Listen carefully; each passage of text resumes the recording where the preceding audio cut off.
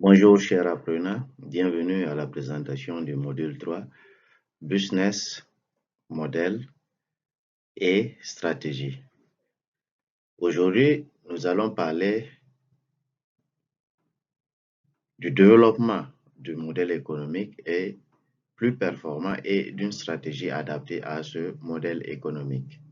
Objectivement, nous allons apprendre à concevoir un business model adapté, un modèle économique adapté, élaborer une stratégie performante et rester adapté au modèle en fonction des retours de marché, bien sûr, élaborés dans ce test du marché du module 2, le MVP, le minimum viable du produit, la plus-value minimale acceptée par un segment de marché ou dans une économie donnée.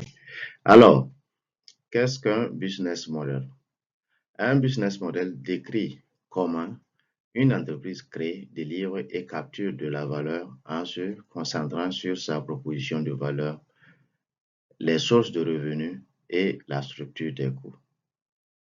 C'est-à-dire, nous devions proposer un produit, mais sans oublier les ressources qui concourent à la mise en place de ce produit ou de ce service et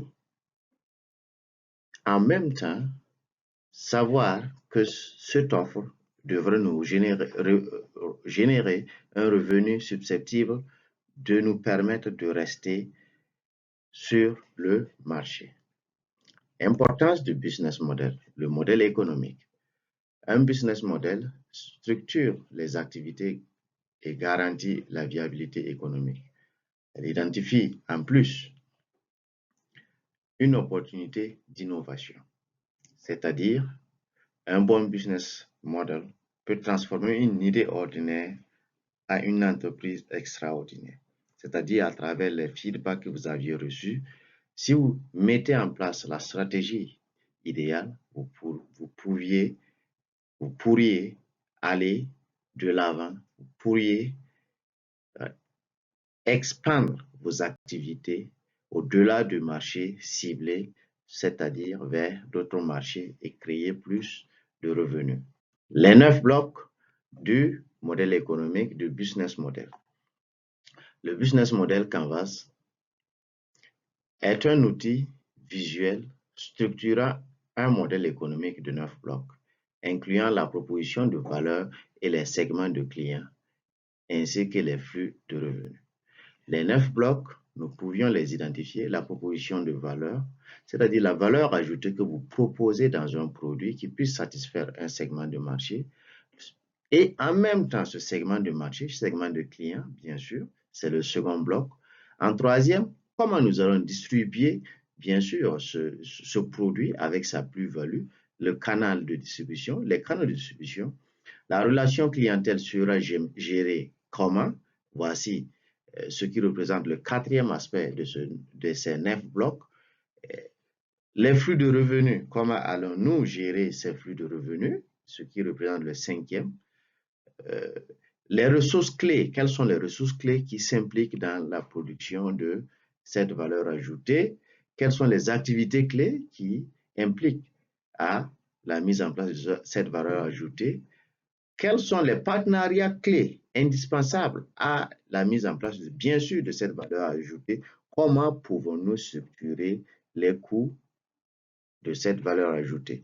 Ainsi donc, une fois ces 9 blocs bien définis, bien étayés en fonction de la plus-value du produit, nous pouvons alors nous lancer dans la mise en place d'une stratégie adaptée pour ce projet. Type de modèle économique ou de business model. Il existe des modèles traditionnels, c'est-à-dire vente de produits ou services. Il existe des modèles numériques, freemium ou abonnement, et les modèles hybrides comme en crowdfunding, la combinaison entre l'innovation et le traditionnel. Alors, pourquoi dit-on qu'une entreprise est traditionnelle? Le traditionnel, c'est ce qui est plus.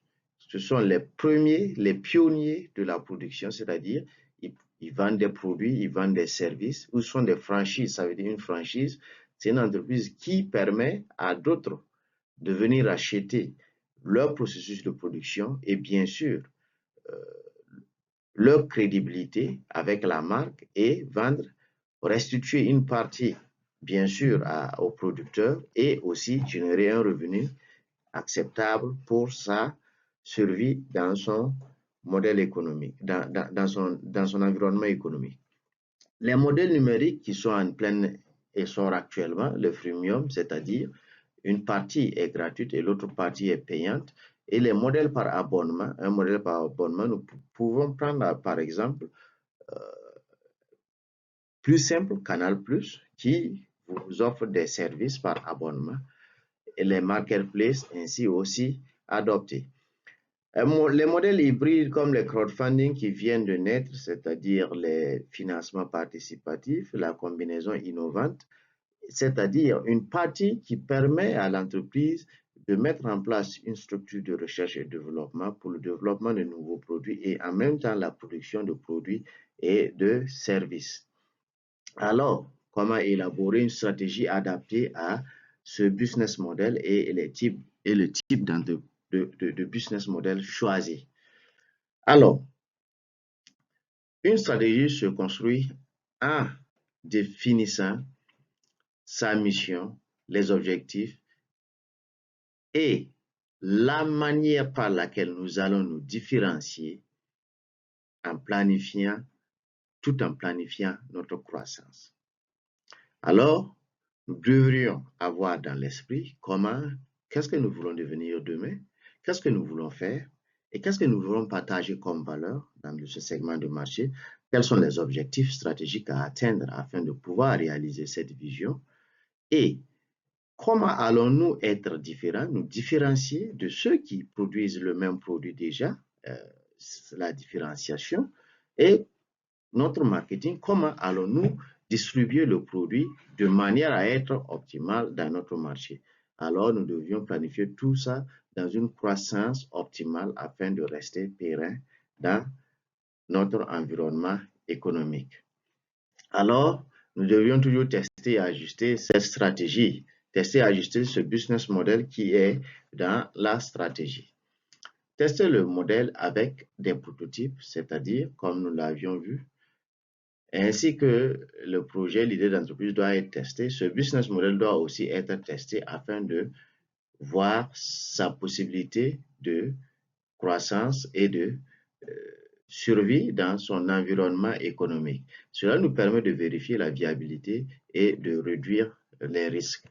Alors, toute entreprise désirant mettre en place, par exemple, un nouveau produit ou toute personne voulant entreprendre devrait passer par ces étapes jusqu'à l'étape de la mise en place d'une stratégie adaptée au modèle économique. Ensuite, vérifier la faisabilité à travers la mise en application de cette stratégie. En conclusion, un business model solide est une base pour la pérennité d'une entreprise. Alors, nous devrions mettre en place des stratégies claires pour maximiser les chances de succès de nos entreprises. Si nous prenons par exemple que dans cette stratégie, nous avons une vision, une mission, un objectif à atteindre, une plus-value à mettre en place sur le marché, nous devrions être conscients que nous devrions travailler d'arrache-pied afin de maintenir ces valeurs dont nous nous sommes fixés. Nous vous remercions et nous vous donnons rendez-vous pour la prochaine présentation du module 4.